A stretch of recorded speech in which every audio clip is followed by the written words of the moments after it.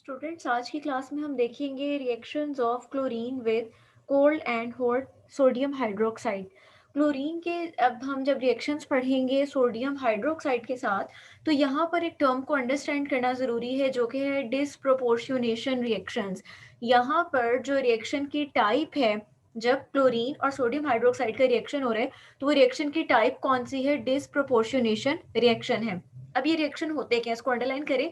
ऐसा रिएक्शन जिसमें आपकी कोई भी स्पेशी मॉलिक्यूल हो सकता है, एटम हो सकता है या आयन हो सकता है, वो साइमल्टेनियसली एक ही वक्त में ऑक्सीडाइज भी हो रहा है और रिड्यूस भी हो रहा है, तो आपके पास ऐसा रिएक्शन कहलाता है डिसप्रोपोर्शनेशन रिएक्शन। अब यहाँ पर आप देखें कि आपके पास जब कोल्ड स्टेट में रिएक्शन दिया गया, इस पे चाहे हेडिंग दे लें कोल्ड स्टेट की, यानी यहाँ पर क्लोरीन और सोडियम हाइड्रोक्साइड का रिएक्शन 15 डिग्री सेल्सियस पर हो रहा है। यहाँ पर आप देख सकते हैं कि आपके पास दो प्रोडक्ट्स बन रही हैं जो क्लोरीन बेस्ड है। एक सोडियम क्लोराइड है और एक आपकी सोडियम हाइपोक्लोराइड है। NaClO को आप नाम देते हैं सोडियम हाइपोक्लोराइड का और साथ में वाटर। अब किस तरह से ये डिसप्रोपोर्शनेशन रिएक्शन है? आपके पास फ्री स्टेट में किसी एलिमेंट की ऑक्सीडेशन स्टेट क्या होती है? जीरो होती है। यहाँ पर इसकी ऑक्सीडेशन स्टेट क्या होगी? -1, क्योंकि सोडियम पर क्या है? +1 है। और यहाँ पर एक ऑक्सीजन पर होती है -2, सोडियम पर आपके पास होता है +1। तो आपके पास इसको बैलेंस करने के लिए इस पे क्या नंबर आएगा? इस पर आ जाएगा आपके पास +1 आ जाएगा। इसका मतलब क्या है? इसका मतलब है कि आपके पास अगर आप अपनी इस वाली प्रोडक्ट को देखें तो यहाँ पर क्या हो रहा है? ऑक्सीडेशन नंबर डिक्रीज हो रहा है, कम हो रहा है। डिक्रीज इन ऑक्सीडेशन नंबर को हम क्या नाम देते हैं? हम कहते हैं कि यहाँ पर रिडक्शन हो रही है।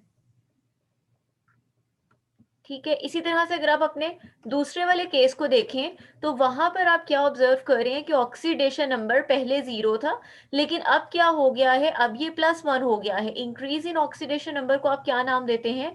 कि यहाँ पर ऑक्सीडेशन हो रही है। इसका मतलब है कि क्लोरीन एट अ टाइम एक प्रोडक्ट जो है वो रिड्यूस्ड बना रहा है और एक में उसकी क्या हो रही है? ऑक्सीडेशन हो रही है। तो ऐसा रिएक्शन आपके पास क्या कहलाता है? डिसप्रोपोर्शनेशन रिएक्शन कहलाता है। ये जो मैंने बात एक्सप्लेन की है वही यहाँ पर आपको बताई गई है। अब नेक्स्ट आपको बता रहे हैं कि आपके पास ये जो सोडियम हाइपोक्लोराइट प्रोड्यूस हुआ है, ये आपके पास क्या करता है? अगर आप इसका टेम्परेचर फर्दर लो कर दें तो फिर आपके पास क्या होता है? सॉरी, टेम्परेचर अगर आपका सोडियम हाइड्रो का हाइपोक्लोराइड आपके पास कोल्ड स्टेट में प्रोड्यूस हुआ है, अगर आप इसका टेम्परेचर हाई कर दें अप टू 70 डिग्री सेल्सियस, तो आपके पास ये क्या होता है? आपके पास ये ब्रेक डाउन हो जाता है NaCl में और NaClO3 में। अब आपके पास ये जो ब्रेक डाउन हो रही है, इसमें अगर आप ऑब्जर्व करें तो अगेन आपके पास क्या है? NaClO में आपने इसका ऑक्सीडेशन नंबर क्या लिखा था? आपने लिखा था कि यहाँ पर है +1 मौजूद है। NaCl में क्या होता है? -1। और NaClO3 में क्या होगा? एक ऑक्सीजन पर होता है -2, तो 3 ऑक्सीजन पे कितना होगा? -6 होगा। सोडियम पे कितना होता है? +1। तो यहाँ पर क्लोराइड पर कितना होगा? +5। इसका मतलब है अगेन ये डिसप्रोपोर्शनेशन रिएक्शन है। यहाँ क्लोरीन की ऑक्सीडेशन स्टेट +1 थी, यहाँ पर -1 है, यानी कम हो रही है। इट मीन्स कि यहाँ पर रिडक्शन हो रही है। यहाँ पर क्लोरीन पर क्या था? +1 था और यहाँ पर क्या है? +5 है। इसका मतलब है कि यहाँ पर क्या है? Increase in oxidation number. इसका मतलब है यहाँ पर क्या हो रही है? ऑक्सीडेशन हो रही है। अब अगर हम अपने रिएक्शंस को सम कर लें, अगर हम कंबाइन करें तो हमारे पास रिएक्शन कुछ इस तरह से आता है। जो आपके पास ऊपर वाला रिएक्शन था, सबसे पहले तो हम उसको लिखते हैं। जो आपके पास हॉट स्टेट में कोल्ड स्टेट में रिएक्शन था वो आपके पास ये वाला था। हमने अपने इस पूरे रिएक्शन को क्या करना है? हमने अपने इस रिएक्शन को मल्टीप्लाई कर देना है 3 के साथ। क्यों 3 से मल्टीप्लाई करना है? क्योंकि जो आपका नीचे वाला रिएक्शन है उसमें आपके पास 3 सोडियम क्लोरेट जो है, सोडियम हाइपोक्लोराइड जो है वो यूज हुए हैं। हम ये जस्टिफाई कर रहे हैं कि जितने यहाँ प्रोड्यूस हुए थे वही यहाँ पर उतने ही यूटिलाइज हो रहे हैं। तो हमने यहाँ पर 3 मोल्स बनाने के लिए क्या किया? अपनी पूरी इक्वेशन को 3 से मल्टीप्लाई कर दिया। आपके पास ये वाली इक्वेशन आ जाएगी।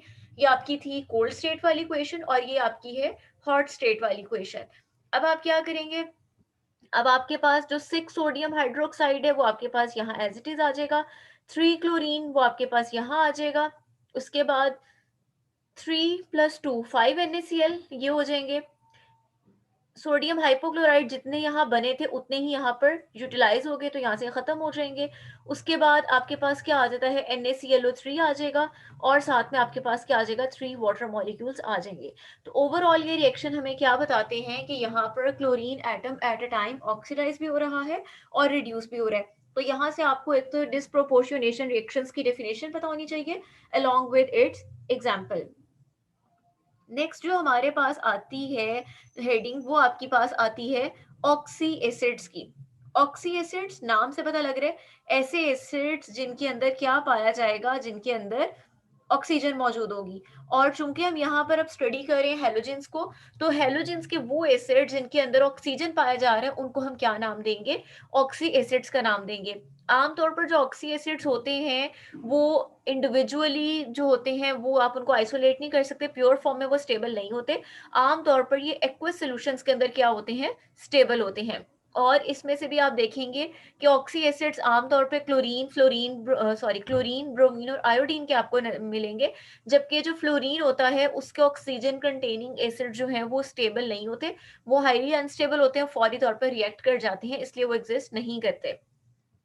अब इसके लिए हमारे पास एक छोटा सा नॉमेनक्लेचर है इन एसिड्स के लिए और इनके सॉल्ट्स के लिए, जो कि किस पे बेस कर रहा है, अंडरलाइन कर लीजिए, जो कि बेस कर रहा है oxidation state of the halogen atom.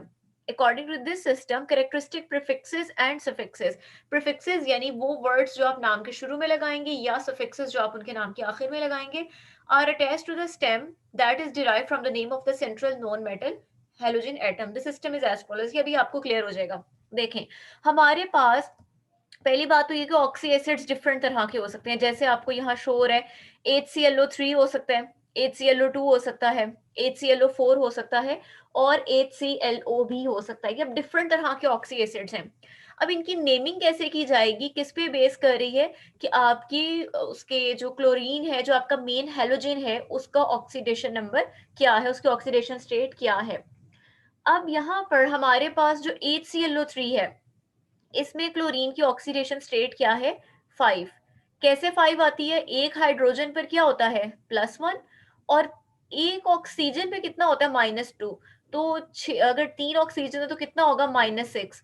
चूंकि ओवरऑल पूरा मॉलिक्यूल न्यूट्रल है, इसलिए इसके ऊपर क्या है, +5 है। तो हमने क्या किया है कि जो HClO3 है, यानी वो वाला ऑक्सी एसिड जिसमें क्लोरीन की ऑक्सीडेशन स्टेट +5 है, उसको हमने फर्जी तौर पर चूज कर लिया एज अ स्टैंडर्ड, और उसको हमने ये कहा कि इसके नाम के आखिर में क्या आएगा, एक एसिड। यानी अगर ये आपका है हेलोइक एसिड, इसका ओवरऑल नेम है, अगर ये क्लोरीन बेस्ड है तो क्लोरिक एसिड, अगर आपके पास ये है ब्रोमीन बेस्ड तो ब्रोमिक एसिड, आयोडीन है बेस्ड है तो आयोडिक एसिड। ठीक है, तो इसको हमने क्या नाम दे दिया, क्लोरिक एसिड का। The name of salt of this acid ends in 8। अब अगर आप क्या करते हैं, HClO3 में से, गौर से सुनिएगा इस बात को, अगर आप HClO3 में से हाइड्रोजन की जगह पर लगा देते हैं सोडियम, तो ये आपके पास क्या बन जाएगा, NaClO3। ये अब आपके पास इसका क्या बन गया है, सॉल्ट बन गया। एसिड से आपने क्या बना दिया, सॉल्ट बना दिया।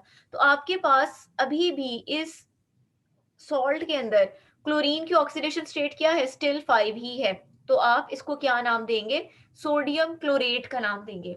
राइट, वो ये बताना चाह रहे हैं आपको कि जो क्लोरिक एसिड है उसका जो भी सॉल्ट होगा उसका नाम किसके आखिर पर एंड होगा, 8 पे, सोडियम क्लोरेट आप इसको नाम देंगे। नेक्स्ट हमारे पास आता है सेकंड एसिड, जिसमें अब ये वाला है HClO2, इसमें इसकी ऑक्सीडेशन स्टेट क्या है, इसमें आपके पास अगेन क्या होगा, यहाँ पर आ जाएगा आपके पास 2 है, और हमारे पास एक पे 2 होता है तो यहाँ पर क्या आ जाएगा, -4 आ जाएगा, और इस पर क्या है, +1। तो इस पर क्या होगा, हमारे पास इस वाले क्लोरीन पर क्या होगा, +3 होगा। तो यहाँ पर क्या है कि वो एसिड जिसकी ऑक्सीडेशन स्टेट लोअर होती है, कम होती है, किसकी निस्बत, एक एसिड की निस्बत जो आपने ऊपर पढ़ा है, तो आप उसको क्या नाम देंगे, उस एसिड को आप नाम देंगे, उसके नाम के आखिर में क्या आएगा, OUS, ओस एसिड, यानी क्लोरस एसिड। ठीक है, जैसे ये आपको दिया हुआ क्लोरस एसिड, और जो इसका सॉल्ट होगा उसका नाम किस पर एंड होगा, आइट पर। यानी अगर मैं इसकी यहाँ पर लिख देती हूँ, मेरे पास सॉल्ट है, फर्ज कर लें NaClO2, तो मैं इसको क्या नाम दूंगी, मैं इसको नाम दूंगी सोडियम क्लोराइड का। ठीक है, ITE इसके नाम के आखिर में आएगा।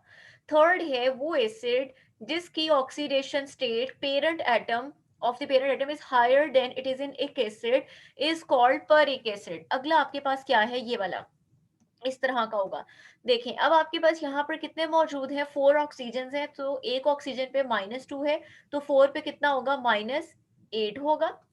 एक हाइड्रोजन पर क्या होता है, +1, तो यहाँ पर क्या आ जाएगा आपके पास क्लोराइड पर +7 आ जाएगा। ठीक है, अब आपके पास ये +7 ये क्या है, ये जो आपके पास इक एसिड था ये वाला +5 वाला, ये उससे ऑक्सीडेशन स्टेट इस वाले में क्या है, ज्यादा है। तो हम कह रहे हैं कि वो एसिड जिसमें पेरेंट एटम यानी हेलोजन एटम की ऑक्सीडेशन स्टेट हायर होती है, बड़ी होती है, किसकी निस्बत, एक एसिड की निस्बत, तो हम उस एसिड के नाम को क्या कहेंगे, पर एक एसिड। ये आपको दिया गया, ये हम इसको नेम दे देंगे पर एक एसिड का। और इसका जो सॉल्ट होगा वो क्या होगा, पर 8। यानी आपने सारा इसकी नेमिंग क्या करनी है, इस वाले के अकॉर्डिंग करनी है, बस शुरू में क्या वर्ड लगा रहे हैं आप, पर का। ठीक है, तो अब इसका एसिड का नाम क्या हो जाएगा, पर क्लोरिक एसिड, और सॉल्ट क्या कहलाएगा, पर क्लोरेट। अगर यहाँ ब्रोमीन होता तो पर ब्रोमिक एसिड, और सॉल्ट क्या कहलाता, पर ब्रोमेट कहलाता। नेक्स्ट हम देखते हैं जो हमारे पास दी गई है इसकी फोर्थ टाइप। फोर्थ टाइप आपके पास किस तरह की है, इस तरह HClO। अब इसमें क्या है, इसमें अगर आप ऑक्सीडेशन स्टेट्स देखें तो एक ऑक्सीजन है तो इस पर क्या होगा, -2, इस पर क्या होगा, +1, तो मॉल इस पर क्लोराइड पर क्या होगा, +1 होगा। अब इसमें क्या है कि वो एसिड जिसकी ऑक्सीडेशन स्टेट जो है वो लोअर है देन उस एसिड, उस एसिड क्या था, क्लोरस एसिड, जिसमें आपने कितनी पढ़ी थी, +3। वो कह रहे हैं कि वो एसिड जिसकी ऑक्सीडेशन स्टेट +3 वाले से भी कम है, उसका नाम क्या होगा, कि उस एसिड के शुरू में आप क्या लगा देंगे, वर्ड हाइपो का लगा देंगे। और जैसे आपने ओएस एसिड के सॉल्ट को कहा था, आइट सॉल्ट कहा था, क्लोराइड सॉल्ट कहा था, उसके सॉल्ट के शुरू में आप क्या वर्ड लगा देंगे, हाइपो का वर्ड लगा देंगे। ठीक है, अब ये कोई बहुत मुश्किल चीज नहीं है, आसान है। एक तो आपने पहली चीज ये याद रखनी है कि हमने जो +5 वाला था उसको हमने क्या रखा है, अपना एक बेस मान लिया है, स्टैंडर्ड मान लिया है, और हमने उसका जो सॉल्ट है, सॉल्ट का नाम हमने किस पर एंड कर रहे हैं, सॉरी पहले एसिड का देख लेते हैं, एसिड का नाम किस पर एंड हो रहा है, एक एसिड पर, और अगर उसका सॉल्ट है तो वो किस पर हो रहा है, 8 पर एंड हो रहा है। ठीक है, शुरू में क्लोरेट है तो क्लोरेट आ जाएगा। ठीक है, दूसरा हमने वो देखा कि जिसकी ऑक्सीडेशन स्टेट इससे एक स्टेप ज्यादा वाला, चले पहले देख लेते हैं, इससे एक स्टेप ज्यादा है, तो वो आपके पास कौन सा होगा, वो आपके पास होगा +7 वाला। वो आपके पास किस पर एंड हो रहा था, आपने इसी नाम के शुरू में जस्ट क्या लगा देना है, आपने इसके नाम के शुरू में वर्ड लगा देना है, पर एक एसिड, बाकी सारा कुछ क्या है, सेम है। और इसी के जो सॉल्ट है उसमें आप क्या लिखेंगे, पर, और क्या आ जाएगा, 8 आ जाएगा। ठीक है, और यहाँ पर इसकी ऑक्सीडेशन स्टेट आपके पास क्या होगी, इस तरह वाले केस में +7 होगी।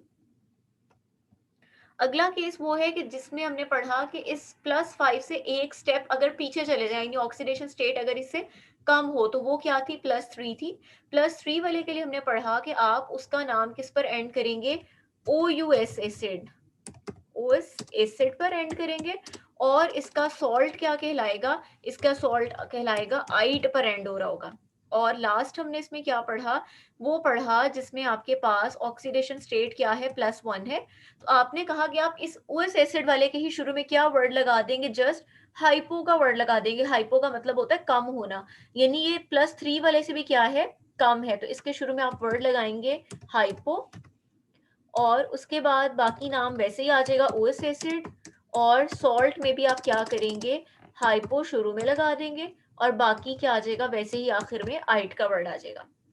क्लियर हो गया यहाँ तक, इसको अच्छी तरह से पढ़ लें ताकि आपको ये सारा जो है वो क्लियर हो जाए। अगर आपको ये क्लियर हो जाए तो इसमें बेसिकली नॉमेनक्लेचर इसकी मेन चीज है।